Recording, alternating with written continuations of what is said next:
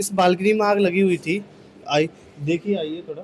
Society में आग लगती है तो ये हमारा फर्स्ट एड है, हम इनको यूज़ करते हैं। ये हमारा हाइडेंस सिस्टम है, ये हमारा हॉस पाइप है। गिलास ब्रेक किया हमने फायर के प्रेशर से, और जैसे ही हम गिलास ब्रेक हुआ हमारा, आग हमारी बुझ गई।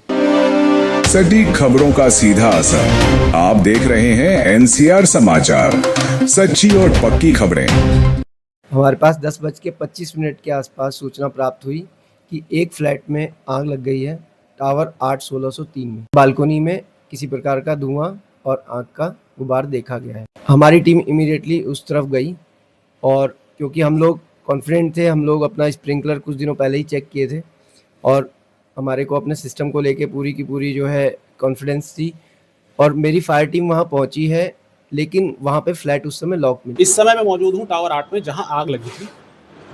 ये आग एक बहुत बड़ा अग्निकांड साबित हो सकती थी, लेकिन मेंटेनेंस की बहादुरी से ये एक बहुत बड़ा अग्निकांड बच गया। दीपक जी, किस प्रकार आप लोगों ने इसमें एक्टिविटी करी? इस बालकनी में आग लगी हुई थी। आई देखिए, आइए थोड़ा। ये इसमें एक मंदिर था। मंदिर में क्या है, मैडम पूजा करके अपनी जिम चली गई थी। अब जिम चलने के बाद फ्लैट लॉक था, हमने देखा धुआं क्यों निकल रहा है। थोड़ी देर बाद पता लगा इससे फ्लेम ज़्यादा निकलने लगा, आग होने लगी। तो हमने उसमें क्या किया, हमारी एक फायर साफ्ट है। अगर सोसाइटी में आग लगती है तो ये हमारा फर्स्ट एड है, हम इनको यूज़ करते हैं। ये हमारा हाइडेंस सिस्टम है, ये हमारा हॉस पाइप है। हमने यहाँ से हॉस पाइप अपना निकाला, इससे कनेक्ट किया, हम फ्लोर पे गए, हमने फायर फाइटिंग अपना स्टार्ट किया। गिलास ब्रेक किया हमने फायर के प्रेशर से, और जैसे ही हम गिलास ब्रेक हुआ हमारा, आग हमारी बुझ गई। फिर मैडम आ गई थी, हमने फ्लैट जब तक तोड़ दिया था, लॉक इनका अनलॉक कर लिया था। अंदर जाके देखा काफ़ी जो है कंडीशन ज़्यादा ख़राब थी, उसके गेट वगैरह भी जल गए थे काफ़ी। मंदिर उसके जो कर्टन सिस्टम है वो भी जल गया था, और हमारा फायर स्प्रिंकलर सिस्टम भी था इसमें, जो ऑटोमेटिक काम कर गया था। देखिए, ये एक डोर है जो जला हुआ था उस समय। ये अंदर साइड था बालकनी की, जो अंदर डोर था। ये हमारा मंदिर है, आप देख सकते हैं इस तरीके से। ये वही मंदिर है जिसमें आग लगी थी। तो जैसा कि दीपक जी बता रहे हैं कि आग की जो शुरुआत है वो बेसिकली मंदिर पे हुई। मकान के जो ओनर्स हैं वो बेसिकली मंदिर में दिया जला के चले गए थे कहीं बाहर, और वो जो आग है धीरे धीरे पूरी बैल्कनी में फैल गई। जैसी आग अड़ोस पड़ोस में लोगों को दिखी तो सबसे पहले कॉल जो है मेंटेनेंस टीम को गया। लेकिन आग का जो मुख्य कारण जो हमें पता चला, वो उनके द्वारा बनाया गया मंदिर था, जो बालकोनी में उन्होंने बना रखा था। बालकोनी के अंदर किसी भी हाई राइज सोसाइटी के अंदर किसी प्रकार का फायर एक्सटिंग्विशर सिस्टम नहीं लगा रहता है। फ्लैटों के अंदर स्प्रिंकलर सिस्टम्स लगे होते हैं, स्मोक डिटेक्टर्स लगे होते हैं, लेकिन बालकोनी में कुछ नहीं लगा होता है।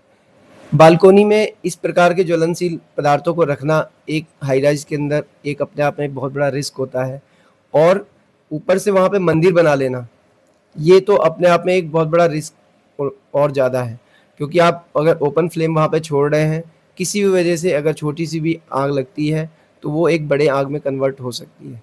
हम टाइम टू टाइम सारे रेजिडेंट्स को नोटिफाई करते रहते हैं कि अपने बालकोनी के अंदर किसी भी प्रकार का flammable and fire hazards items ना रखें, जैसे कोई भरा हुआ गैस सिलेंडर हो गया, या ऑयल हो गया, पेंट हो गया, थिनर हो गया, गत्ते हो गए, कपड़े हो गए सूखे हुए, इस प्रकार की चीज़ें, कागज़ हो गए।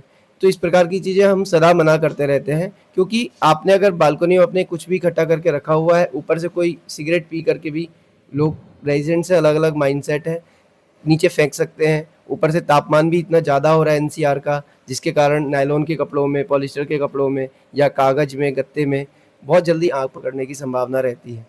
गर्मी के मौसम में देखा जा रहा है कि एसीओ में भी आग लगी है। काफी ऐसे मुद्दे अभी सामने आए हैं जहां 9 लोग मारे जा चुके हैं। तो इस प्रकार की आग के लिए आपके पास क्या सिस्टम होता है? हमारे पास जो एसी से रिलेटेड आग होती है, जनरली वो ओवर हीटिंग की वजह से होती है। इसके लिए हमारे पास एमसीबीज लगी होती हैं फ्लैट के अंदर। जब भी ओवर करंट होता है तो एमसीबी ट्रिप कर जाती हैं, परंतु ओवर हीटिंग में एसी के कंप्रेसर में आग लगने का मुख्य कारण ये होता है कि लोग उसको 18 डिग्री 16 डिग्री पे करके चलाते हैं, और अपने घर में कंबल ओढ़ करके गर्मियों में सोते हैं। एसी का एक नॉर्मल टेम्परेचर जो ऑपरेशन होता है वो था 23 डिग्री से लेके 25 डिग्री के बीच में, ताकि कंप्रेसर जब ऑन रहता है फिर वो ठंडा करता है, टेम्परेचर मेंटेन करने के बाद उसको रेस्ट मिलता है। लोग निरंतर जब चलता रहता है पूरी रात एसी और दिन भर चलता रहता है, धूप की वजह से और टेम्परेचर हाई होता है, इसकी वजह से उसके अंदर प्रेशर हाई हो जाता है, और वो फट जाने के बाद उसके अंदर ऑयल्स वगैरह होते हैं, जिसके कारण आग लगने की संभावना सबसे ज़्यादा हो रही है। यही हमने कुछ दिनों पहले भी कई एनसीआर के अंदर इस तरह की घटनाओं को देखा है।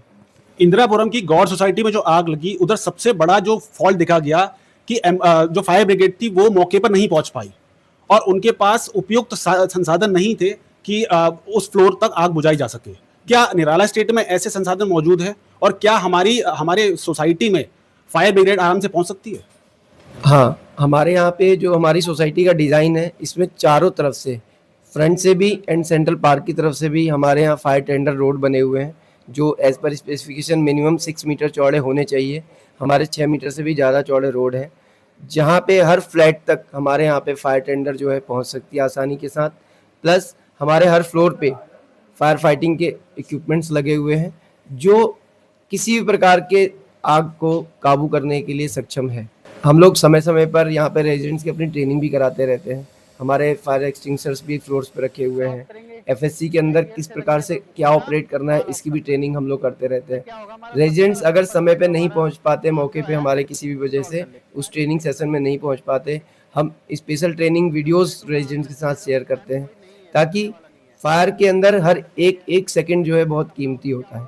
अगर आपने छोटी फायर को जल्दी बुझा दिया तो आपने बहुत बड़ी आग पे काबू पा लिया। हम इस तरीके के निरंतर इंस्पेक्शंस भी करते हैं। जिस फ्लैट के अंदर इंटीरियर का काम चल रहा है, वो अपने हमारे डूज एंड डोंट्स कंप्लीट कर रहे हैं कि नहीं कर रहे हैं। किसी प्रकार का ऐसा कार्य ना करें कि हमारे बिल्डिंग के स्ट्रक्चर को प्रॉब्लम्स आए, फायर एंड सेफ्टी के साथ किसी प्रकार का कॉम्प्रोमाइज़ हो। फायर एंड सेफ्टी से रिलेटेड कोई भी हम लोग चेंजेस जनरली परमिट नहीं करते हैं, अनटिल एंड अनलेस कि वो किसी ऑथराइज पर्सन से करवाया जा रहा हो, जो उस चीज़ के लिए ट्रेंड हो, तो हम उसी कॉन्ट्रैक्टर को रिकमेंड करते हैं। इसके बावजूद जब कोई फायर के सिस्टम में स्प्रिंकलर एक्सटेंशन करता है ड्यू टू फॉल सीलिंग कराने के, हम लोग उसको जाके पर्सनली दोबारा से चेक करते हैं कि उसने हमारे सिस्टम के अकॉर्डिंग कार्य किया है कि नहीं किया है। तो ये थे हमारे साथ जीएम निराला स्टेट। निराला स्टेट मेंटेनेंस ने एक मैसेज दिया है ग्रेटर नोएडा वेस्ट की सभी अपार्टमेंट्स के मेंटेनेंस मैनेजर्स को कि किस प्रकार पैनिक सिचुएशन में आप रिएक्ट कर सकते हैं और एक बहुत बड़ा हादसा, जान माल का नुकसान होने से बचा सकते हैं। एनसीआर समाचार के लिए मैं पुष्पेंद्र नेगी, ग्रेटर नोएडा वेस्ट।